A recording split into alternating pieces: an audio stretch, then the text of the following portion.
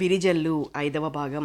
4వ భాగంలో తన దగ్గరికి చికిత్స కోసం వచ్చిన యువతి విరజ అని తెలుసుకుంటాడు. ఆమెను చూసి ఆనందంతో పొంగిపోతాడు. ఇక రంగాకు కళ్ళ పట్టి విప్పడానికి భార్య సహాయం కోరుతాడు. కథ కొనసాగుతుంది. బావా దగ్గరగా వచ్చి కూర్చుని కళ్ళల్లో మందు వెయ్యాలని యత్నిస్తున్న బావగారి చెయ్యి అందుకుంటూ అన్నాడు. బావా, నేను ఏం పాపం చేశానని ఇలా అయింది బావా? మౌనం వహించిన బావగారి చేతిని మృదువుగా నొక్కుతూ అన్నాడు. మౌనం వహిస్తారేం బావా? ఏదీ తప్పు చెయ్యనిది దేవుడిలా శిక్షిస్తాడంటావా బావా? అయినా బావా, భగవంతుడిది కూడా తప్పేనంటాను. శిక్షించేవాడు పుట్టుకతో గుడ్డెని చేసేసి శిక్షించకూడదు. ముందు కొంచెం రుచి చూపించి ఆకలితో అల్లాడుతూ ఏడ్చేవాడికి వస్తువు అందివ్వకుండా పోయినట్లు ముందు ప్రపంచాన్ని చూపించి తర్వాత అన్నీ అంధకార బంధురం చేసి నన్నిలా వేధించటం తప్పు కాదు. చెప్పండి బావా. పచ్చని పైరులతో కళకళలాడే పంట పొలాల్ని, నీలి ఆకాశంతో నక్షత్ర మార్గంలో తరవాణి మండలో వెన్నముద్దలా వెలిగే చందమామని, ఎప్పుడూ చిరునవ్వుని చిందించే బంగారం లాంటి అందమైన ముఖాల్ని చూసి ఆనందించిన వాడికి అవన్నీ ఒక్కసారి దూరమైతే ఆ పైన మాట్లాడలేక ఒక్కసారి బావురుమన్నాడు. భగవాన్, ఎందుకు ఇలా చేశావు? వెక్కి వెక్కి ఏడుస్తున్న అతన్ని ఓదార్చటానికి యత్నిస్తూ అన్నాడు. ఊరుకోరంగా, ఏడవవద్దు. ఏడవటం వల్ల కళ్ళు మరింత దెబ్బతింటాయి. ఎందుకలా నీలో నువ్వే కుళ్ళుకుని ఏడుస్తావు? నీ కళ్ళు బాగయ్యే అవకాశం చాలా ఉంది. నాకింకా ఆశ చావలేదు. ఉన్న దారిని ఊరంతా ఊహించుకుని ఏడవటం వల్ల జరిగేదేమిటి? బాధ అది ఎక్కువవుతుంది. అంతకన్నా మరేమైనా అవుతుందా చెప్పు. రంగా, కల్పిత జగత్తుని సృష్టించుకుని గత అనుభవాల్ని అందంగా బంగారంలో పొదుగుకుని దుఃఖపడితే వచ్చే లాభమేమిటో చెప్పు. అయినా నీకేమీ కాలేదంటున్నావు. నీకు నమ్మకం లేదు. ఒకవేళ నువ్వు అనుకున్నట్లయితే పోయిన వస్తువుని గురించి బాధపడటం వల్ల జరిగేదేమీ ఉండదని నీకు మాత్రం తెలీదా రంగా? అలా అనండి బావా. స్మృతి అది నన్నెంతగా వేధిస్తోందో నువ్వు ఊహించుకోలేవు బావా. అనుక్షణం నేను చదివిన పుస్తకాల్లోని అక్షరాలు ఒక్కొక్కటి బ్రహ్మాండమంతా పెరిగిపోతూ నన్ను మింగటానికి తయారై వస్తున్నాయి. నేను చూసిన సినిమాల్లోని బొమ్మలు హేళనగా నవ్వుతున్నాయి. నేను ఆడిన ఆటల్లో ఓడిపోయిన వెధవలంతా కలిసి గ్రూప్ డాన్స్ చేస్తూ నా చుట్టూ తిరుగుతూ బిగ్గరగా అరుస్తూ అల్లరి చేస్తూ నన్ను అల్లరి పట్టిస్తున్నారు. ఇంట్లో నేను పగలగొట్టిన బంతులు ఒక్కటి కుజగ్రహమంత పరిమాణంతో కాంతి వేగంతో దొర్లుకుంటూ నా మీదకొస్తున్నాయి. బావా, ఒక్కొక్క సూర్యకిరణం నా కనురెప్ప మీద పడి నన్ను చూసి అవహేళనగా నవ్వుతూ ఏడిపిస్తోంది. ఏం చేయను బావా? ఏమీ జవాబు చెప్పలేక మౌనంగా ఓదార్పుగా అతని తల నిమరసాగాడు. దుఃఖం అనేది ప్రాథమిక దశ దాటితే తర్వాత పెరిగేవి ఆలోచనలు. హిమాలయాలంత ఎత్తుగా తత్పర్వత పానులపై కురిసే దట్టమైన మంచంత మందంగా ఆ హిమ పన్నాగముల ఉత్తుంగ శృంగాల నుంచి జలజల జాలువారే నిర్ఝరుల వేగంతో వస్తున్నాయి ఆలోచనలు. నిజంగా మనిషికి ఆలోచన అనేది శాపం, వరము కూడా. మంచికి సాగే ఆలోచనల కన్నా దుఃఖ సమయాల్లో కష్టకాలంలో ముసురుకుని వచ్చే ఆలోచనలే అధికం. వాటిని పరిహరించాలని యత్నించే కొద్దీ అవి ఎక్కువే అవుతాయి. బావా, భగవంతుడు నాకు ఈ ఆలోచనల నుండి విముక్తిని కలిగించరాదు? పిచ్చెక్కితే ఎంత బావుంటుంది. ఏదీ తెలిసి తెలియని స్థితిలో ఏవేవో పిచ్చి పిచ్చి ఊహలలో ఉంటూ ఈ బాధని మర్చిపోతాను. పోనీ నోరు పడిపోయేటట్టు చేయరాదు? చేయడు బావా. అనుక్షణం హృదయాన్ని దహిస్తున్న వేదనని మాటల రూపంలో పెట్టలేక అది లోపలే హృదయాన్ని మండిస్తుంటే మనసు మనిషి రెండూ త్వరగా మండి మసైపోతే ఎంత బావుంటుంది. ఈ బాధంతా తొలగిపోతుంది కదా బావా? అతని నోటిని మెల్లిగా మృదువైన తన చేతితో ఆప్యాయంగా కప్పుతూ అన్నాడు. భావనాశక్తి మంచిదే రంగా, కాదనను. కానీ ఇలా అది మనిషిని వేధించేందుకే అయితే అది అక్కర్లేదు రంగా. ఊహాశక్తిని మరో మార్గానికి మళ్లించుకో. భగవానుడిని ప్రార్థించుకో. నీ ప్రార్థనకి ఈరోజు ఫలితం దక్కకపోయినా వచ్చే కాలంలోనైనా మంచి కలగొచ్చు. మనిషి ఆశతో బతకాలి రంగా. ఆశే మనిషికి ఆలంబనం. ఎప్పుడూ సుదూరంగా బంగారు కొండవలే కనిపించే భవిష్యత్తుపై లేసుల్లాగా తీగలలాగా ఆశని అల్లుకోవాలి. నిరాశకి చోటివ్వరాదు రంగా. నిట్టూరుస్తూ అన్నాడు. తీయనైన కబుర్లు మాత్రమే ఎప్పుడూ చెబుతామే బావా. కొంపలంటుకుని పోతుంటే ఎవడైనా సంగీతం పాడుకుంటూ కవిత్వాన్ని ఆనందించలేరు. అన్నీ సరిగ్గా ఉన్నవాడే సుఖము సంతోషము అబ్బుతున్న నాడే లలిత కళలు అన్నీను. అవన్నీ మనిషిలో శూన్యమైన నాడు ఇవి ప్రపంచం నుండే శూన్యమవుతాయి. ఒక్క క్షణం ఆగి హృదయ విదారకమైన గొంతుకతో అన్నాడు. దాదాపు ఏడుపొక్కటే తక్కువ. ఒకవైపు ప్రాప్తించిన అంధత్వానికి ఏదైనా, మరోవైపున అసహాయతని అసక్తతని చూసి నవ్వే లోకాన్ని గురించి ఏడవనా? రెంటికీ కాక నా దురదృష్టానికి ఏడవనా? భగవంతుడు ఆపదలో గుర్తుకు రావాలి. మనుషుల చేత అడుగడుగున దండాలు ఆపద మొక్కులు పెట్టించుకోవాలి. కానీ నాకు ఒక్క క్షణం కూడా గుర్తుకురాడు. నాకు ప్రార్థించటం కూడా చేతనవటం లేదు. ఎందుకో తెలుసా? అన్నం పుణ్యం ఎరుగని నన్ను ఇంత అన్యాయానికి గురి చేసిన వాడిని భగవంతుడిని ఎలా అనను, ఎలా అనుకోను? సమవర్తి అనుకున్న దేవుడు అన్యాయంగా ప్రవర్తిస్తుంటే సహించుకోవటానికి, ఓదార్చుకోవటానికి నాది మనస్సే కదా బావా. ఏ విధమైన భావము ధ్వనించని గొంతుకతో అన్నాడు. ఎందుకంటే నిశ్చలమైన తటాకంలో ఏటిలో పడిన అలలు లేవటం సహజం. పోనీలే బాబు, ఏవైనా మంచి పుస్తకాలు మీ విశ్వనాథవో లతవో చదివి వినిపించనా? నవ్వాడు. ఆ నవ్వులో జీవం లేదు. అయినా ఒక విధమైన తృప్తి ఉంది. నిద్ర లేచింది మొదలు రాత్రి పడుకునే వరకు రోగులు, రోగాలు, మందులు, ఆస్పత్రి, స్నేహాలు, స్నేహితులు తప్పితే మౌతార్గన్ ఇవి తప్ప మరేమీ పట్టించుకోలేవు నువ్వు. మీరు చదివి వినిపిస్తానంటే నేను నమ్మను బావా. పిచ్చి బావా, నన్ను తృప్తిపరచడానికి ఏదేదో చేస్తానంటే మాత్రం నిజానిజాలు తెలియవనుకున్నావా? పెళ్ళయ్యాక ఆడవారు ఎంతో పెద్దగా పెరిగిపోయినట్టు, అనుభవాన్ని సంపాదించుకున్నట్లు మాట్లాడతారు. అంగహీనులు, వ్యాధిగ్రస్తులు అంతే. పోనీ మీ అక్కయ్యకి అప్పజెప్పమంటావా? సందేహంగానే అడిగాడు. గట్టిగా నవ్వాడు రంగా. భలే భలే, ఎంత మాట అన్నావు బావా. నిజం, నీకు నా రోగంతో కొంచెం ఆలోచన మందగించింది. అయితే ఇలాగే మర్చిపోయి ఏదో సాల్ట్ బదులు ఎప్సమ్ సాల్ట్ ఇచ్చేవు బావా. అయినా డాక్టర్గా నీకంత మతిమరుపు రాలేదులే. మా అక్క చదవటము నేను వినటమునా ఎంత చిత్రం. నిజంగా అది జరిగే నాటికి నాకు చూపుతో పాటు వినికిడి శక్తి కూడా పోతుంది. అతని అమాయకత్వానికి, ఆలోచనకి నవ్వొచ్చింది. పిచ్చి రంగా, అక్కయ్య అంటే మీ అక్కయ్యే అనుకున్నావా? ఏమిటి అంతగా ఆలోచించలేకపోయావా? బార్లీ కావాలా, నారింజ కావాలా అని 1,00,000 ప్రశ్నలతో వేధిస్తుందని ఇంతకుముందే ఓసారి అన్నావుగా. ఈ అక్కయ్య ఇంకో మంచి అక్కయ్య. ఎంత మంచిదంటే అబ్బా, నాకు ఉపమానాలు రావు. నేను రచయితను కాను, కవిని కాను, పండితుడిని అసలే కాను. నాకు అతిశయోక్తులు రావు. ఆమె మంచిది, చాలా మంచిది. లోకంలో ఉన్న సౌజన్యం, ఆర్ద్రత అంతా ఆమెదే. అంతే తెలుసు. ఆమెంత మంచిది. ఆమె పేరు చెప్పనా? విరజ. ఎంత బావుందో చూడు. నిన్ను ఒక్కసారి చూస్తే అస్సలు వదల్లేదు. నువ్వు అంతేననుకో. ఆమెతో ఒక్కసారి మాట్లాడితే నీకింకెందుకు? అవన్నీ సాయంత్రం ఆమెను తీసుకొనొస్తాను, నీకే తెలుస్తుంది. లేవబోతున్న బావగారు చెయ్యందుకుని గట్టిగా గుర్తుండేటట్టు నొక్కుతూ అన్నాడు. ఇంతగా ఊరించేటట్టు చెప్పి అసలు పోయేవు బావా. నవ్వి నర్సింగ్ హోమ్కి వెళ్ళాడు.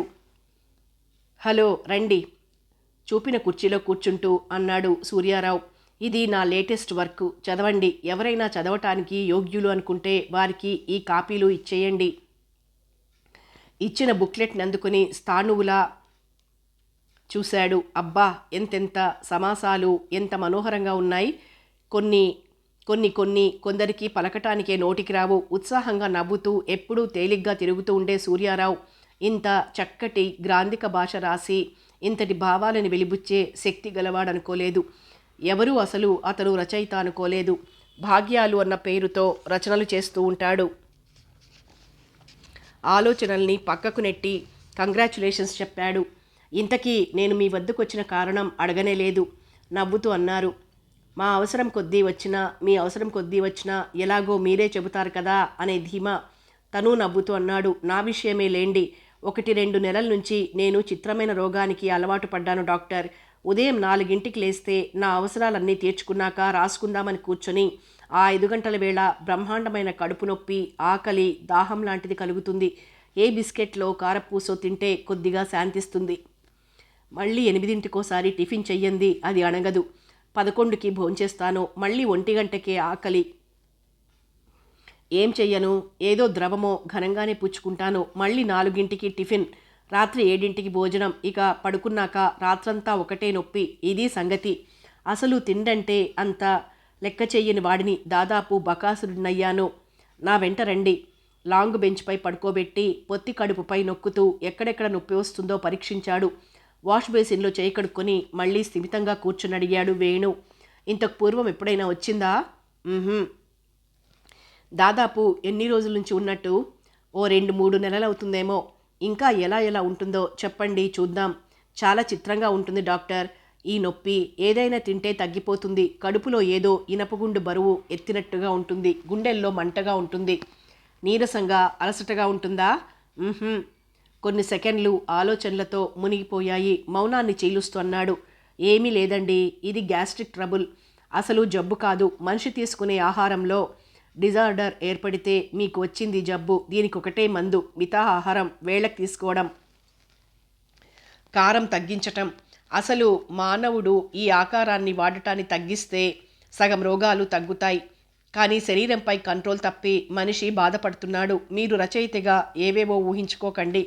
ఈ కడుపు నొప్పి మీద ఒక కథ రాసేయండి. అసలు ఇది జబ్బే కాదు. మీరు ఈ కారం తగ్గించుకుని వేళకు తిండి తినండి, అంతే చాలు. మీకే జబ్బు ఉండదు. కొద్ది రోజుల వరకు ఈ మెడిసిన్స్ వాడండి, ప్రిస్క్రిప్షన్ అందిస్తూ అన్నాడు. ఇవి వాడినన్ని రోజులు మీ వద్ద ఎప్పుడూ ఓ బిస్కెట్ ప్యాకెట్ ఉంచుకోండి. గంటకోసారి ఒకటి తింటూ ఓ గ్లాస్ నీళ్లు తాగేయండి. కడుపు ఖాళీగా ఉండరాదు. అసిడిక్ మెడిసిన్స్ ఇస్తున్నాను, దాన్ని రేపగొట్టకండి. ప్రిస్క్రిప్షన్ జేబులో పెట్టుకుంటూ ఇక ఏమైనా కబుర్లు చెప్పండి అన్నాడు. రచయితలు మీరు, చెబితే వినేవాళ్ళం మేము, అతని మాటలకి అందిస్తూ అన్నాడు. అదుగో ఆ మాటే మర్చిపోండి.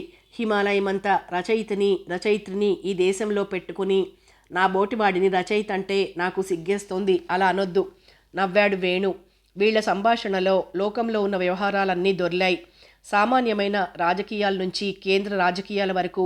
చివరికి వీళ్ల ఊళ్ళో పోస్ట్ మాస్టర్ ట్రాన్స్ఫర్ గురించి కూడా మాట్లాడారు. ఆకర్ణ సెలవు తీసుకుంటూ అన్నాడు, నిజంగా మీలాంటి డాక్టర్లు ఉండాలి ప్రపంచంలో. అంతే, రోగి హాస్పిటల్ నుండి ఎప్పుడు తను రోగిని అనుకోడు. ఏదో మిత్రుడిగా ఇక్కడికి వచ్చి వెళ్తున్నాను అనుకుంటాడు. అందుకేనయ్యా, నీ మందుల కంటే నీ మాటలే మనిషి రోగాన్ని కుదుర్చుతున్నాయి.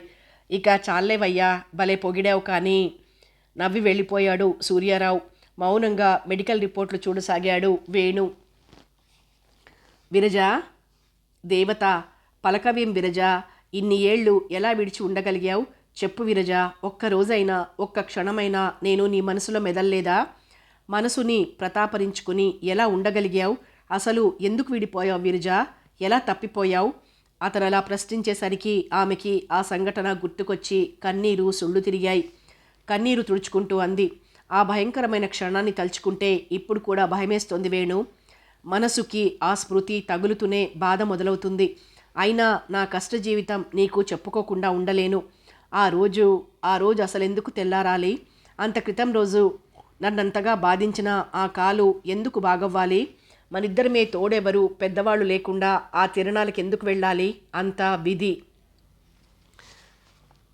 ఇది ఎప్పుడు మనుషుల్ని ఆడించి ఏడ్పించి తనకు దాసుల్ని చేసుకుంటుంది విధి. లేకపోతే ఆ రోజు జరిగిన సంఘటనల్లో ఏది జరగకపోయినా ఈ రోజంత కష్ట నష్టాన్ని నేను ఎదుర్కొనేదాన్ని కాదు. కళ్ళు తిరుగుతున్నాయని రంగుల రాట్నం దిగొచ్చాక, అలాగే భూమి నుండి ఆకాశానికి, ఆకాశాన్ని నుండి భూమికి ఎక్కుతూ దిగుతూ ఉన్న నిన్ను, ఆశ్చర్యంగా చూస్తున్న నన్ను గుంపులు గుంపులుగా వస్తున్న పల్లె జనం దూరంగా తోసివేశారు. ఆ సందడిలో, ఆ తోసులాటలో చాలా దూరం వెళ్ళిపోయాను నేను. భయంతో దుఃఖంతో గట్టిగా ఏడుస్తూ నిన్ను వెతకని స్థలం లేదు. తిరిగిన చోటే తిరిగాను, వెతికిన స్థలమే వెతికాను, అడిగిన వారిని అడిగాను. ఎన్నో రంగుల రాట్నాలు అన్నీ ఒకే తీరున ఉన్నాయి. వేణురహితంగా ఇనప ముద్దుల్లా పుట్టగొడుగుల్లా ప్రతిదాని వద్దకు వెళ్ళాను. తలెత్తి చూస్తే మధ్యాహ్న సూర్యుడు మండిపోవటం కనిపిస్తోంది, కానీ నా వేణు కనిపించటం లేదు. అన్నీ కొత్త ముఖాలే. ఒక్క ముఖంలోనైనా అందం కానీ, కాంతి కానీ, ప్రేమ కానీ కనిపించలేదు. నాకు కావలసిన ముఖం కనిపించలేదు. ఏం చెయ్యాలి? వెతుకుతూ గట్టిగా అరుస్తూ అలాగే తిరగసాగాను. సత్రాలు, భోజనశాలలు, అంగళ్ళు, సర్కస్ డేరాలు, డ్యాన్స్ ప్రోగ్రాంలు, ప్రభలు, ఎన్నని చెప్పను. ఎక్కడ తిరిగినా నువ్వు లేవు. నువ్వు తప్ప అన్నీ కనిపిస్తాయి, కానీ నువ్వు లేకుంటే వాటిని కన్నెత్తి కూడా చూడనని వాటికేం తెలుసు? ఎంత వెదికాను, ఎంత తిరిగాను. నువ్వు కనిపించందే. అప్పుడు అనిపించింది నువ్వు నన్ను వెతుకుతూ వస్తున్నావేమో, అందుకే కనిపించడం లేదేమోనని. ఇలా ఒకరిని ఒకరు వెతుకుతూ తిరుగుతూ ఉంటే ఎలా?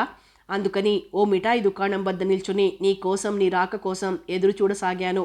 నువ్వు ఇంకా రాలేదు అన్న భావన మనసుకి తగిలినప్పుడల్లా కన్నీరు చెక్కిళ్ళు దాటి జాకెట్ను తడిపేది.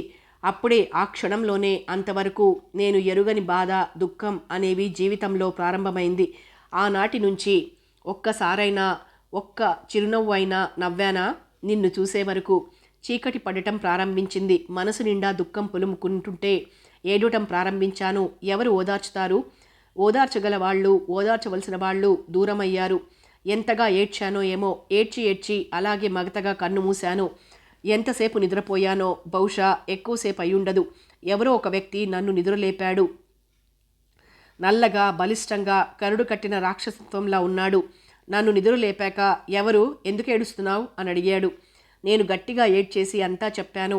నీ వద్దకు తీసుకెళ్తానని, ఇద్దరం కలిసి వెళ్దాం రమ్మని పిలిచాడు. వెంట పెడితే ఎక్కడికో తీసుకెళ్ళాడు. అప్పుడు నాకు ఏమీ అర్థం కాలేదు. కానీ ఎవరో ఫాస్టర్ అతనికి నన్ను అమ్మాడు. ఆయన అందమైన నన్ను చూసి మురిసిపోయాడు.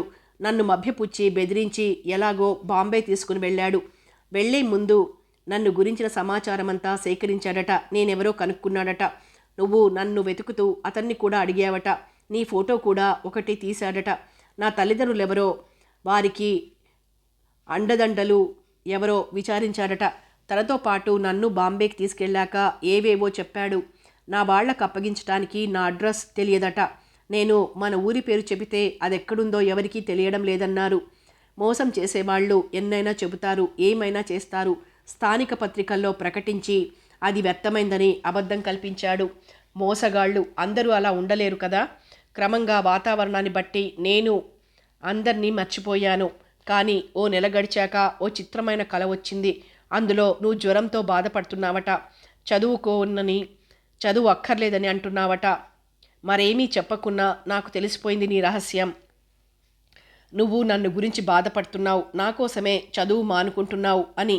అందుకని ఆ కలలోనే చెప్పాను, చదువు మానొద్దు, బాగా చదువు, డాక్టర్విక, ప్రజాసేవ చెయ్యి. ఏనాటికైనా నేను నిన్ను వెతుక్కుంటూ వస్తాను. మళ్ళీ తప్పక కలుస్తాం ఇద్దరం, మర్చిపోవద్దు అన్నాను. ఆ తర్వాత ఒక్కొక్కరే నా మనసు నుంచి మాయం కాసాగారు.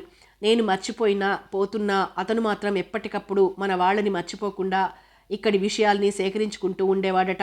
అవన్నీ ఈ మధ్యే బయటపడ్డాయి. మెల్లిగా నేను చదువులో పడ్డాను. ఎంత ప్రేమ ఉన్నా, ఎంత అభిమానం ఉన్నా మనిషి వెంట మనిషి చావటం అరుదువేణు. మనిషి ప్రపంచంలో పరిస్థితులకి దాసుడు కానిదెప్పుడు. ఎప్పుడో మా స్నేహితురాలు నా ఆటోగ్రాఫ్లో రాసింది, హాయ్ రే ఇన్సాన్ మజ్బూరియాన్ పార్ రహనే బీ కిత్నే దూరియాన్. ఎంత అనుభవపూర్వకంగా ఉన్నాయా మాటలు. క్రమంగా చదువుతో పాటు లోకజ్ఞానం రావడంతో పాటు నా స్థితి నాకు అర్థం అవసాగింది. అప్పట్నుంచి అతన్ని అనుక్షణం అసహించుకుంటూ బ్రతికాను. అతన్ని అడుగడుగునా చీత్కరించుకుంటూ, నిందిస్తూ, దరిదాపులకి రానివ్వకుండా ఒక్క ఆర్థిక విషయాల్లో మాత్రమే అతనిపై ఆధారపడుతూ గడపసాగాను. నా అభిమానాన్ని సంపాదించాలని అతను ఎంతో యత్నించాడు. రకరకాలుగా పిండి వంటలు చేయించేవాడు. ఒక్కటైనా వాసన చూడకుండా నెట్టివేసేదాన్ని. ఖరీదైన చీరలు, జాకెట్లు తెచ్చేవాడు. అదే షాపులో వాటిని వాపస్ చేసి చవక రకం తెచ్చుకొని పలువురిలో అవమానం చేసేదాన్ని. నా విషయాలు ఏవి నాకు గుర్తులేవు. అయినా అతని మోసం మాత్రం బాగా గుర్తుంది. అనుక్షణం ఆ విషయం అతని ముందు ప్రస్తావించి బాధించేదాన్ని. నోరు మెదపనిచ్చేదాన్ని కాను. బుసకొట్టే నాగుపాముని చూసినట్లు బెదిరిపోయేవాడు. ఆడది చీత్కరించుకుంటే అవతల మనిషిలో ప్రేమ ఉత్పన్నమవుతుందన్నమాట. ఏమో నాకేమీ తెలియదు. నాకు తెలిసిందల్లా మనిషి మీద వ్యామోహం పెరుగుతుందనే. అందుకేనేమో క్రమంగా అతనిలో నాపై వ్యామోహాన్ని దాచుకున్న కృత్రిమ ప్రేమ లాంటిది ప్రారంభమైంది. దాంతో అతనిపై నాకు అసహ్యం మరీ అధికం కాసాగింది. భారతీయుడిలా వేదాంతం మాట్లాడేవాడు. అచ్చం హిందువుల వేదాంత సారాన్ని వల్లించేవాడు. అయినా అతని కుచ్చిత తత్వం బాగా బయటపడేది. బిఏ చదివిన నాకు అతని చర్యలు మైక్రోస్కోప్లో సూక్ష్మక్రిముల్లా కనిపించేవి. ఎప్పుడూ అతని స్వల్ప తప్పిదాన్ని కొండంతగా చేసి చూపి నిందించేదాన్ని. చివరికి ఈ మధ్య అతన్ని పెళ్లి చేసుకోమని వేధించటం ప్రారంభించాడు. భరించలేక చీత్కరించి అసహ్యంతో వెలిగక్కితే నా కథంతా వెలికితీశాడు. ఒక్కసారిగా అగ్నిగోళంలో పడిన మానవుడిలా నా మనసు జ్వలింపసాగింది. ఎంత మోసం, ఎంత క్రౌర్యం! మనిషా, పశువా? ఎవరైనా ఇంతటి కుచ్చిత బుద్ధితో, అంత క్రౌర్యంతో అంత చిన్న వయసు వాళ్ళని అలా చేస్తారా? భగవాన్, నీ అవతారములతో పునీతం అయిన ఈ భారతదేశంలో ఇలాంటి కుచ్చితులు అవతారమెత్తుతున్నారే! ఎంత అన్యాయం జరుగుతోంది! నీ విషయం తలుచుకుంటే ఓవైపు నవనాడులు జ్వలిస్తుంటే మరోవైపు ఆనందం తలమునకలయ్యేది. చివరికి స్పష్టంగా చెప్పాను, నిన్ను ప్రేమించానని, నిన్నే ప్రేమించగలనని, పెళ్లి చేసుకుంటే నిన్నే చేసుకుంటానని. కానీ కంఠంలో ఊపిరి ఉండగా తనలాంటి నీచుడిని కన్నెత్తి కూడా చూడనని, ఆశ వదులుకోమని చెప్పాను. కానీ అతడు వికటంగా నవ్వుతూ, నీకు పెళ్ళైపోయిందని, నిన్ను మర్చిపోవటం మంచిదని, అలా కాకుంటే జీవితంలో ఇక నాకు ఏదీ దక్కదని, ఒకవేళ నేను నీపై ఆశలు పెంచుకొని ఉండినా, పెంచుకోబోతున్నా అవి అడియాసలేనని, గాలిమేడల్లాగా కూలిపోతాయని చెప్పాడు. ఆ క్షణంలో అతను చెప్పిందంతా అబద్ధమనుకున్నాను. బెదిరింపు మాత్రమేనని, దుర్మార్గులు కార్యసాధన కోసమై ఏమైనా అంటారని అనుకున్నాను. కానీ అతను హేళనగా నా ముఖం మీద కొట్టినట్లుగా నవ్వుతూ మీ ఇద్దరి ఫోటోని నాకు చూపినప్పుడు నన్నింకా భగవంతుడు ఎందుకు బ్రతికించాడా అనిపించింది. చావాలనుకునే క్షణాలు జీవితంలో రానేకూడదు. కానీ కర్మవశాత్తు వచ్చాక చావు వరించడమే ఉత్తమం. కానీ చావలేక బ్రతికి చచ్చి ఉండునట్లు ఉండలేక ఉండే పరిస్థితి మాత్రం ఏ మనిషికి రాకూడదు. కానీ మనసులో ఓవైపు చిన్నగా అనుమానం తలెత్తుతూనే ఉంది. 10 ఏళ్లుగా నేను కనబడకపోవటంతో నన్ను మర్చిపోయినా, నేను కనిపించిన మరుక్షణంలోనే నాపై పూర్వమున్న అభిమానం, ప్రేమ, స్నేహం, వాత్సల్యం అవి ఎక్కడికి పోవని, ఎప్పటిలా నేను నీ విరజల నీతో సన్నిహితంగా ఉండగలుగుతానని. అందుకే అతనికి ఏమీ చెప్పకుండా ఓ చిన్న ఉత్తరం రాసేసి ఓ నాటి రాత్రి హఠాత్తుగా బయలుదేరొచ్చేశాను. అందులో నాకు మైనారిటీ వెళ్ళిందని, నా తల్లిదండ్రుల్ని కలుసుకోవటానికి వెళ్తున్నానని, ఏమాత్రం అల్లరి చేసినా పోలీస్ కమిషనర్కి అంతా తెలియజేసి అరెస్ట్ చేయిస్తానని రాశాను. ఇంకా ఏ గలబా జరిగినా అతనికే నష్టమని మౌనం వహించినట్లే ఉంది. పైగా నేను ఇక్కడికి వచ్చేస్తున్నది రాయలేదు. అయినా అతనికి తెలుసుననుకో, ఖచ్చితంగా ఇక్కడికే వస్తానని. కానీ భయం, అందులో నీ వెంట పడితే కాల్చి పారేస్తానని కూడా రాశాను. కానీ భగవంతుడెప్పుడు నెగిటివ్ పోల్గానే పనిచేస్తాడు. విద్యుత్ శక్తి కంటే భయంకరమైన విషాద సంఘటనలు ఎలా సంభవిస్తాయి? లోకంలో ఆయనే మైనస్లో కూర్చోకుంటే ఇక్కడికి వచ్చాక ఇంకేమని చెప్పను వేణు? శక్తినంతా ఉపయోగించి కన్నీటిని ఆపుకుంటూ అన్నాడు. విరజ, నా కోసం ఈ దౌర్భాగ్యుడి కోసం ఇంతగా దుఃఖించావా? మానవుడు ఎంత తెలివిపరుడైనా కావచ్చు, కానీ దుఃఖ సమయాల్లో మాత్రం అతడి మెదడు మొద్దుబారిపోతుంది. నన్ను పిచ్చిదానివి అనేవాడివే వేణు. కానీ నేను నీ కోసం కాకపోతే మరెవరి కోసం దుఃఖిస్తాను? ఈ ప్రపంచంలో నాకు సంతోషాన్ని కలిగించేవాడివి నువ్వు ఒక్కడివే. దుఃఖం అనేది నా భయానికి వచ్చిందంటే అది నీ వియోగాన్ని గురించే. నిన్ను నేనెంత పదిలంగా మనసులో బంధించుకున్నానో తెలుసా వేణు? హఠాత్తుగా ఆమె చేతినందుకుని గుండెలికి రాసుకుంటూ విషన్న వదనంతో, రుద్ధకంఠంతో అన్నాడు. ఈ జీవితం ఇంకా మిగిలే ఉందంటే అది నీకోసమేనేమో విరజ. చాలు విరజ, ఈ జీవితంలో పొందవలసిన అనుభవాలు పొందాను. నిన్ను మళ్ళీ చూడలేనేమో అన్న భావన నన్నెంతగా దహించిందో కదా. ఆ దహనానికే తెలుసు. అయినా నన్ను ఇంకా ప్రేమిస్తున్నావా విరజ? నవ్వుతూ అంది. ఇది నిజం పిచ్చే. నాలో ప్రేమ అనేది ఇంకిపోకుండా ఉన్నన్ని రోజులు నన్ను కాక మరెవరిని ప్రేమించను వేణు.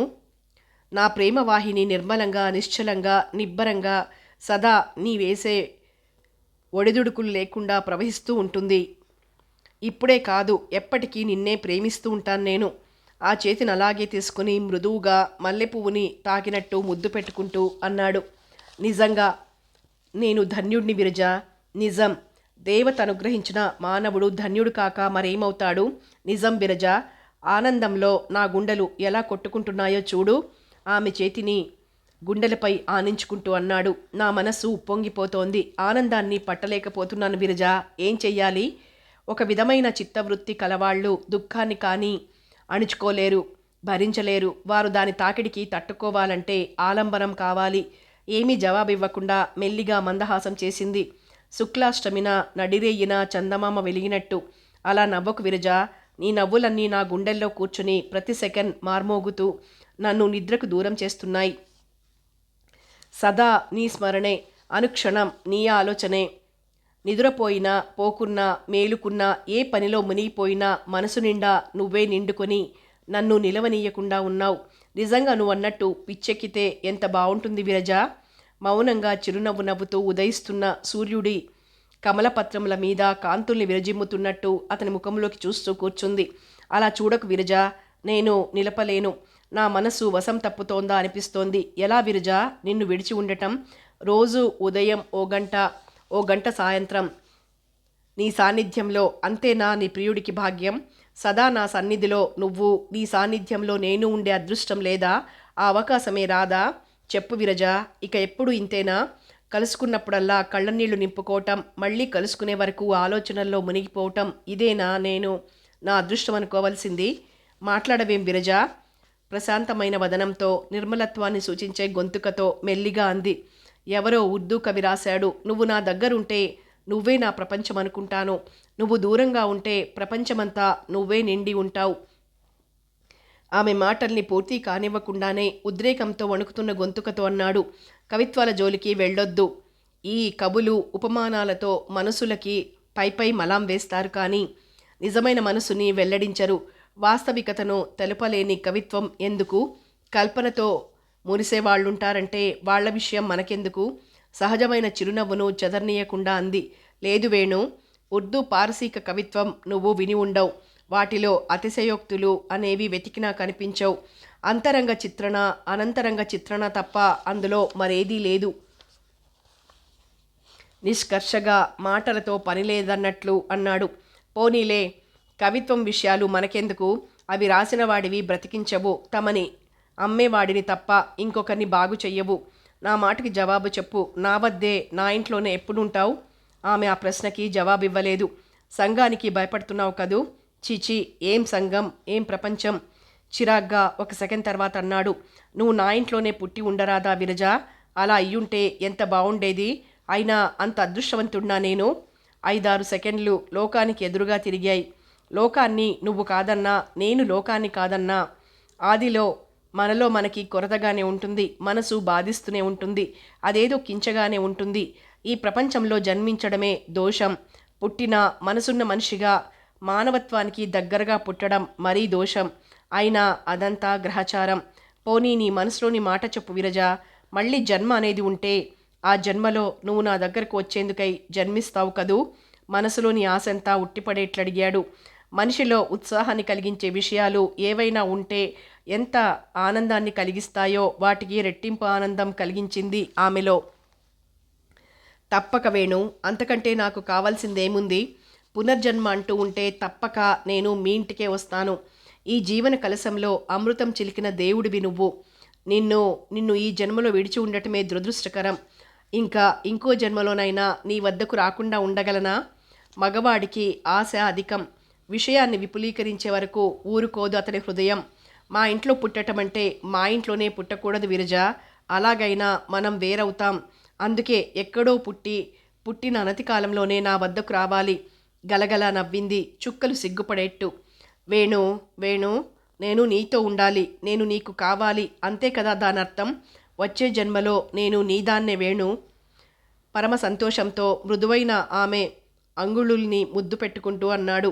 రా విరజ, ఒక్క జన్మ, అబ్బా ఎంతకాలం! 1 నెల కాదు, 1 రోజు కాదు, 1 సంవత్సరం కాదు, ఇంకా ఇప్పుడప్పుడు అని కాదు, 1 జన్మ, మరో జన్మ, అబ్బా ఎంత దూరం, ఎంత కాలం! ఒక్క క్షణం ఆగి ప్రేమగా చూస్తూ అన్నాడు. నువ్వు నాకు కావాలి విరజ. ప్రేమ ఉట్టిపడే కంఠంతో అతడనే ఒక్కొక్క మాట ఆమె హృదయాన్ని చీల్చివేస్తోంది. ఎంతటి ప్రణయజీవి! మనసంతా అక్షర రూపంలో నివేదిస్తున్నాడు. కాదనే ఊహ పుట్టడం లేదు. కాదనగల గుండె లేదు, శక్తి లేదు. వియోగాన్ని అనుభవిస్తూ, విరహాన్ని అనుభవిస్తూ, భరిస్తూ ఎన్నాళ్ళు ఇలా జీవించాలి? భగవాన్, మనిషిని నిలువునా దహించే పరీక్షపై పరీక్ష ఎందుకిలా కల్పిస్తున్నావు? నా మనసు ముక్కలు ముక్కలుగా అయిపోయింది. ఏనాడో విచిత్రమైన సంజీవిని మంత్రంలో ఒక్కొక్క ముక్కనే అతుక్కుంటున్న ఈ సమయంలో మళ్ళీ భూకంపం కలిగించబోకు భగవాన్. చెయ్యిని బలంగా ఊపుతూ, పలకవేం నీరజ? ఆ మాటలు రుచించటం లేదా? విసుగ్గా ఉందా? చెప్పవేం విరజ? ఏ దేశంలోనైనా, ఎంతటి విషాద పరిస్థితులలోనైనా, ఎంతటి విపత్కర పరిస్థితిలోనైనా, ఎలాంటి చిక్కుల్లోనైనా తేలిగ్గా హాయిగా ఉన్నట్టు మనసు లోపలే మండిపోతున్నా నవ్వెయ్యగల శక్తిని భగవంతుడిచ్చాడు స్త్రీలకి. లేదు వేణు, నీ మాటకి విసుగొచ్చిన రోజున జీవితం మరుక్షణంలోనే ముగుస్తుంది. వెన్నెలలోని చల్లదనం, నదీ మధ్యంలోని ఇసుకలోని ఆర్ద్రత, పాలు పోసే వరివెన్నులోని మెత్తదనం, కలమాగిన బేనీషా మామిడి పండులోని నిషా, నీ మనసు, నీ మాటలు ఎప్పుడూ నాకు సంతోషాన్ని కలిగిస్తూ ఒకే విధమైన ప్రభావం కలిగి ఉంటాయి. అవి కాలాన్ని బట్టి, పరిస్థితుల్ని బట్టి మారేవి కావు. చాలా సంతోషం విరజ. నా మనసుని అర్థం చేసుకున్నావు. అంతకంటే నాకు కావాల్సిందేమీ లేదు. చెప్పు, నన్ను ఎప్పుడు అనుగ్రహిస్తావు? నువ్వు నాకే కావాలి విరజ. నా మనసు సదా నీ వద్దే ఉండాలని తప్పిస్తోంది. నాలోని అణువణువును నువ్వే కావాలని ఆరాటపడుతోంది. చెప్పు విరజ, నా సన్నిధికి ఎప్పుడొస్తావు? అతని మాటను దాటవేస్తూ అంది. తపస్సు చేయి వేణు. దేవతలు ఊరికి అనుగ్రహిస్తారా? నా తపస్సు చాలేదా? లేదు, నీ తపస్సు చాలదు. ఇంకా ఇంకా చెయ్యి. అబ్బా, 10 ఏళ్ల తపస్సు చాలేదా? ఈ నెల 2 నెలల నుంచి చేసే తపస్సు కంటే ఎన్నో రెట్లు ఎక్కువే. అది చాలేదా? జవాబు చెప్పు విరజ. మౌనం వద్దు. అది నన్ను వేధించినంతగా మరేదీ వేధించదు. లేదు వేణు, మౌనం కాదు, నీ మనసు తెలుసుకుంటున్నాను. ఇంకా ఇంకా దీర్ఘంగా గాఢంగా సాగాలి మన స్నేహం. వెనుకటి జన్మలో మనమెవరేమో, ఎంత సన్నిహితంగా మెలిగామో, ఆ జన్మ నుండి ఎంత పుణ్యం సంపాదించుకున్నామో ఈ జన్మలో ఇంతటి సన్నిహిత్యం సాధ్యమైంది. వచ్చే జన్మలో విడిగా బతకటం అసలు నీవే నేను, నేనే నువ్వు అంతే. ఎదలో మెదిలిన మహదానందం ఇద్దరినీ మౌనుల్ని చేసింది. రంగా, రాక్క, పొంగుతున్న సంతోషంతో పిలిచాడు. అతని ముఖంలో తాండవిస్తున్న ఆనందానికి మురిసిపోయింది విరజ. ఆమెకు ఆశ్చర్యం వేసింది, తనని ఎలా గుర్తించాడా అని. మంచం మీద కూర్చుని ఆప్యాయంగా తలనిమురుతూ అడిగింది. నన్నెలా గుర్తుపట్టావు బాబూ? నిట్టూర్చాడు. 5-6 సెకండ్లు గడిచాక భారంగా అన్నాడు. భగవంతుడు నాకు లోపం చేసింది ఒక్క కనులే అక్క. నీ కంఠస్వరం గుర్తించే శక్తి ఉంది ఇంకా. అంతేకాదు, నువ్వు పిలవక ముందే నువ్వు వస్తున్నావని నీ గాజుల రవళి వినిపించింది. ఇదిగో మీ బిరజక్క వస్తోందని చెప్పింది. ఇంతకంటే ఇంకేం కావాలక్క? భుజం నిండుగా చేతులు వేసి దగ్గరకు లాక్కుని మెల్లిగా అతని క్రాఫ్ని వేళ్లతో దువ్వుతూ అంది. ఒక్కోసారి మానవులు అనుకోకుండా బాధ కలిగిస్తూ ఉంటారు. నన్ను మన్నించు. ఆమె నోటిని మృదువైన తన చేత్తో మూస్తూ అన్నాడు బాధగా. ఏమిటక్క అది? ఇంత చదువు చదివి చిన్నవాళ్ళని మన్నించటం అని అడగటం తప్పు కాదా? నాకు ఆయుక్షీణం కాదా అది? ఏమిటక్క అలా చేశావు? నువ్వు అన్నమాటకు నాకు బాధ కలిగిందనుకున్నావా? నా శక్తి చెడితే అది బాధ అనుకున్నావా? కాదక్క, బాధతో కాదు, గర్వంతో అన్నాను. దానికంటే మన్నించమనే నీ మాటే బాధ కలిగించేదక్క. అమృతమైన అనురాగం వెళ్ళి విరుస్తున్న గొంతుకతో ఇంకా అనంలేరంగా. అయినా అనుకోకుండా పొరపాట్లు జరుగుతూ ఉంటాయి. వాటిని వదిలించుకోవటం సాధ్యం కాకుండా ఉంది. నోరు ఎలా తిరిగితే అలా వేసేస్తూ ఉంటారొక్కోసారి. అక్కడే ఇబ్బంది వస్తోంది. నీలాంటి వారికి వాంగ్మయము అంత సులభ సాధ్యం కాదులే రంగా. అది ఎన్ని జన్మల సంస్కారంతోనో సిద్ధించాలి. కానీ యత్నం మాత్రం మానలేదు. ఏమీ జవాబు చెప్పకుండా నిశ్శబ్దంగా ఆమె భుజం మీద తలవాల్చుకుని ఆమె చెప్పేది వింటున్నాడు. 5-6 నిమిషాలయ్యాక అన్నాడు గోముగా. అలా గార్డెన్లోకి తీసుకెళ్తావా అక్క? ఏమీ అనకుండా మెల్లగా అతన్ని నడిపించుకుంటూ వెళ్ళింది. గడప దిగబోతూ కాలు పట్టుకొని పడబోయాడు. పడిపోకుండా పట్టుకుంది. ఏమీ ఆనకుండా గడప దిగి 5-6 అడుగులు వేశాక అన్నాడు. అతని కంఠంలో ఓ విధమైన గర్వము, తృప్తి కనిపిస్తున్నాయి. అక్క, ఇదే మా సావిత్రి అక్కయ్య అయితే ఏమనేదో తెలుసా? చిచే, చేత కాదని తెలిసి కూడా ఎందుకింత ఆసరంగా శుభ్రంగా మంచం మీద పడుకోక? ఒకవేళ ఎవరైనా కదిలించినా మెల్లిగా రావు. ఏదో తొందర. ఏం బావుకుందామని అంత తొందర? మన శక్తి తెలుసుకుని మెలగాలి అనేది. ఆమె ఏమీ జవాబు చెప్పలేదు. గార్డెన్లో ప్రవేశిస్తూ అన్నాడు. నిజంగా మా బావ అన్నట్టు నువ్వు దేవతవే అక్క. భగవానుడు అతని అందమైన కళ్ళకి ఆ లోపమే చేయకుంటే ఆ సమయంలో ఆ మాటలు ఉచ్చరించిన ఆ వేళ్లలో అతని కళ్ళు ఆనందంతో మిలమిలా మెరిసేవి. మీ బావగారికి నన్ను గురించి గొప్పగా చెప్పుకోవటం కంటే మరో పనుండదు. ఎప్పుడూ విరజ విరజ అంటూ ఉండడం. నువ్వు దేవతవి, అబ్బా ఎంత గొప్పదానివి, ఎంత డీసెన్సీ, ఎంత డెలికసీ, నీ తత్వమే వేరు. అందరూ ఆడాళ్ళు ఒకటి, నువ్వొక్కదానివి ఒకటి. ఎంత సున్నిత మనస్తత్వం నీది, నువ్వు బంగారువి. ఇవే కదా ఆయనకొచ్చేది. ఆమె అతనికి కోపం రాకున్నా కోపం వచ్చినట్లు నటించడం గ్రహించి నవ్వుకుంటూ అన్నాడు. అక్క, ఏది ఏది మళ్ళీ మా బావని ఎలా అంటారో మళ్ళీ వినిపించు. ఎంత బాగా ఇమిటేట్ చేశావక్క. మా సావిత్రిలా ఒక్కరోజైనా మాట్లాడగలదా? నిజమక్క, అందుకే బావకి నువ్వంటే అంత ఇష్టం. నిజం, స్నేహితులంటే అలాగే ఉండాలి. కొన్ని క్షణాలు ఆగాడు. బహుశా ఏదో గుర్తు చేసుకుంటూ ఉండొచ్చు. ఓ ఆర్ద్రమైన కంఠంతో పిలిచాడు. బహుశా ఆ స్మృతి అలా చేసి ఉండొచ్చు. అక్క, నాకు ఓ ఫ్రెండ్ ఉండేది, మేరీ. ఎంత అందంగా ఉండేదని, అబ్బా తలుచుకుంటే కన్నీళ్లు తిరుగుతున్నాయి. పెద్ద పెద్ద కళ్ళతో, విశాలమైన నుదురుతో, గొప్ప చెంపలతో, బాబ్డ్ హెయిర్తో, నల్లగా ఉన్న అసలు నలుపు కాదక్క అది, అదేదో చిత్రమైన రంగు. నీలి మేఘఛాయ అనేవాడిని నేను. నవ్వి కాదు నలుపు అనేది తను. పోట్లాడేవాణ్ణి. అచ్చంగా చీకటి అలుముకోకముందు సంధ్యారాగ ఛాయలు తొలగిపోయే వేళ గగనాంగనాన అంగరాగాన్ని పొణికిపుచ్చుకున్నట్టుండేది. ఎప్పుడూ గలగలా నవ్వేది. నీ నవ్వులాగా ధ్వనించేది ఆమె నవ్వు. ఎలా నవ్వేదని ఆ నవ్వు మరెక్కడా వినలేదక్క. నవ్వేటప్పుడు ఆ కంఠశ్రుతిలో ధ్వనించే ఓ విధమైన గంభీరత, శ్రావ్యత ఇంకెక్కడా నేను వినలేదక్క. ఆగాడు. ఆతృతతో ప్రశ్నించింది. మరి ఇప్పుడేమైంది రంగా ఆమెకి? అబ్బే ఏమీ కాలేదక్క. వాళ్ళంతా క్రిస్టియానిటీ తీసుకున్నారు కదా, అందుకని వాళ్ళ నాన్నకి ఏదో ఫారెన్లో మంచి పోస్ట్ వచ్చింది. అంతా వెళ్ళిపోయారు. వెళ్ళేటప్పుడు తన స్మృతికి నాకో రోల్డ్ గోల్డ్ సిలువ, ఓ రోల్డ్ గోల్డ్ కవర్తో బైబిల్ ఇచ్చి వెళ్ళింది. ఓ విధమైన గర్వంతో ప్రశ్నించాడో క్షణం. ఆగి, ఆ కలరే ప్రజెంట్ చేసింది. ఎందుకో తెలుసా అక్క? నవ్వుతూ అంది. చెప్పురంగా, వింటే తెలుస్తుంది. తను హాయిగా నవ్వేస్తూ అన్నాడు. మాట్లాడితే నువ్వే మాట్లాడాలంటాడు బావ. అది నిజమేనక్క. ఎందుకో చెప్పనా? అలా మాట్లాడగలిగే శక్తి నీకొక్కదానికే ఉంది. మరి మేరీ అలా ఎందుకు ఇచ్చిందో చెప్పనా? మెరిసేదంతా బంగారం కాదు. రంగును చూసి భ్రమించకు. ఆ రంగు క్రింద దాక్కున్న గుణాన్ని, మనసుని చూడు అని అట. ఆ మాటే బైబిల్లో రాసిచ్చింది గర్వంగా చెప్పాడు. అతను ప్రేమగా పెంచుతున్న మల్లె చెట్టు క్రింద కూర్చున్నారు వాళ్ళిద్దరూ. మెల్లమెల్లగా గాలి వీస్తుంటే ఆ మల్లె రెమ్మలతో వారిని స్పృశిస్తోంది. చందన చర్చలా ఉన్న ఆ స్పర్శ వాళ్ళని పులకితం చేస్తోంది. అక్క, ఈ మల్లె అంటే ఎందుకో నాకు అమితమైన ప్రేమ. ఎంత ఇష్టమో చెప్పలేను. భగవంతుడు నన్ను శపించటానికి పూర్వం నేను దీన్ని రోజుకి కనీసం 2 సార్లైనా ముట్టుకొని ముద్దు పెట్టుకొని వెళ్ళందే మనసు శాంతించేది కాదు. అయినా ఈ రోజుల్లో ఆ మల్లిని చూడలేకున్నాను. అబ్బా, భగవంతుడు నిజంగా నిర్దయుడు రంగా. మనసున్న మనుషులకి మమతలు శాశ్వతం కాకుండా మనువులు వేరు చేస్తాడు. కోరుకున్న వారికి కోరుకున్నది దక్కనివ్వడు. బహుశా ఆయనని మర్చిపోతారేమోనని ఇలా చేస్తాడేమో. ఏమిటో అర్థం కాని విషయం రంగా ఆయన లీలలు. అలా కాదక్క. ఇంక వెళ్దామా రంగా? సూర్యాస్తమయం కాబోతోంది. మెల్లగా సాయంకాలపు గాలులు వీస్తున్నాయి. మత్తుగా, మందంగా మల్లె పొదరింటి మీదుగా వస్తోందా చల్లని గాలి.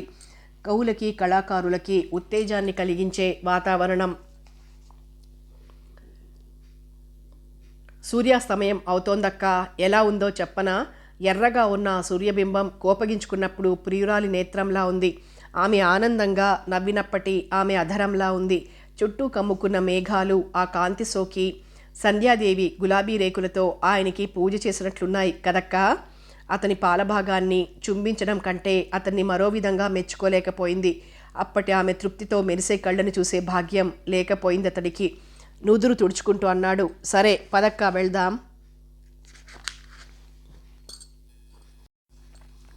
మెల్లిగా అతన్ని లేవదీసి దారంటే నడిపించుకుంటూ వచ్చింది. దారంట అతను ప్రతి మొక్కను స్పృశిస్తూ పొందుతున్న పరవసత్వాన్ని గమనించి తృప్తిగా నిట్టూర్చింది. భగవాన్, నీ దృష్టికి చేతనైనంత సేవ చేస్తున్నాను. నాకు తక్కిన భాగ్యం ఇదే. గదిలో మంచం మీద కూర్చోబెడుతూ అంది. నే వస్తారంగా, మళ్ళీ రేపు ఇదే వేళకి. అక్కయ్యతో చెప్పు, ఆమె పని మీద ఉన్నట్టుంది ఆమె చేతినందుకొని అన్నాడు. అక్క, ఓ దిక్కులేని తమ్ముడు నీకోసం కన్నులు లేకున్నా మనసంతా కళ్ళు చేసుకుని చూస్తూ ఉంటాడని, అతనికి మరో ఆధారం లేదని మర్చిపోవద్దక్కా. నిట్టూర్చటం కంటే పేద మనసులు ప్రపంచంలో చేయగలిగింది లేదు. మెట్లు దిగి గార్డెన్ దాటి బయటకొస్తుంటే గేటు వద్దే ఎదురయ్యాడు వేణు. విరజ. అతన్ని చూస్తూనే ఆమె ముఖం ఒక విధంగా అయింది. గాబరా పడుతూ అడిగాడు. ఏమైంది విరజ, అలా ఉన్నావు? చెప్పవేం విరజ, అలా ఉన్నావేమిటి? నిర్లిప్తంగా అంది. ఏమీ లేదు వేణు. రంగా వెంట గార్డెన్కి వెళ్ళి కూర్చుని ఇప్పుడే అతన్ని వదిలేసి వస్తున్నా, అంతే. కానీ నీ ముఖంలో ఎందుకో దుఃఖం కనిపిస్తోంది. చెప్పు విరజ, ఏమిటది? ఏమీ లేదు, నా మాట నమ్ము. సరే, అలా వెడదాంరా, మరి కొంచెం సేపు కూర్చుని వెళ్దూ గాని. రాలేను వేణు, వెళ్ళాలి, చాలా ఆలస్యమైంది, ఎంతో పనుంది. ఆశ్చర్యపోయి అన్నాడు. ఒక్క క్షణం ప్లీజ్. వద్దు వేణు, ఇప్పుడేం బలవంతం చెయ్యొద్దు, నన్ను వెళ్ళని. ఒక్క మాట, మీరు మనసులో ఏమీ అనుకోకుండా ఈ ఉత్తరం తీసుకోండి. హఠాత్తుగా ఉత్తరం అతని చేతిలో ఉంచి గబగబా వెళ్ళిపోయింది. ఏమీ అర్థం కాక నిర్ఘాంతపోయి అలాగే నిల్చుండిపోయాడు కొన్ని క్షణాలు. కథ కొనసాగుతుంది.